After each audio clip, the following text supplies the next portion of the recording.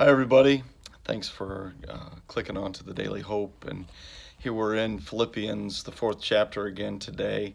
Verses 4 through 7 is what we had went over before. And now we're going to be looking at 8 through 9 to wrap it up, but not just yet. We're going to take a little bit of a pause in between it, not to get away from Philippians 4. But in my worship Bible, if you've heard from or been a part of the Sunday worship services, and I've mentioned at times my beloved within my worship Bible, where God is speaking to his kids, you and I, as it would be.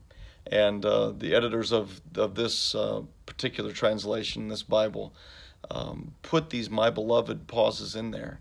And there happens to be one just for this section in Philippians 4.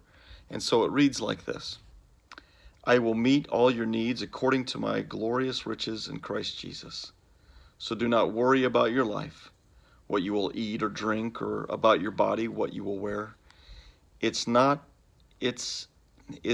life more important than food, and the body more important than clothes? Look at the birds of the air. They do not sow or reap or stow away in barns. I feed them. Are you not much more valuable than they? Will worrying add a single hour to your life? Or will worrying provide you with shelter or clothing? See how the lilies of the field grow. They do not labor or spin. Yet not even King Solomon in all his splendor was dressed like one of these. If that is how I clothe the grass in the field, which is here today and tomorrow is thrown into the fire, will I not much more clothe you, my beloved? So do not worry, saying, what shall I eat, or what shall I drink, or what shall I wear? Most people spend their entire lives pursuing these things, but I already know that you need them. Instead, seek first my kingdom and my righteousness, and all these things will be given to you as well. Therefore, do not worry about tomorrow, for tomorrow will worry about itself. Each day has enough trouble of its own. Those passages, or that my beloved, was pulled from passages from Psalms 34:9, Matthew 6:25 through 34, and Philippians 4:19. Now, we've been talking over Philippians 4, the fourth verse through 7, now through 9. But I want to remind you what through 4 through 7 sounds like, or how it reads like. It says to rejoice in the Lord always, right? Remember that? Do not be anxious about anything, but in everything in prayer and petition. And then it goes on in the 7th verse, and the peace of God, which transcends all understanding, will guard your hearts and your minds in Christ Jesus.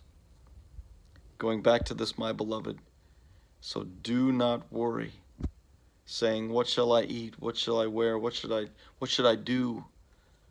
He says, take one day at a time and bring these thoughts into captivity. Bring them to me, and I will give you peace. That's the promises that God gives us. So don't be anxious about anything, but through prayer and petition. And now, my beloved, he's speaking to us, saying, look, I will meet all your needs according to my glorious riches in Christ Jesus. We can depend on these things.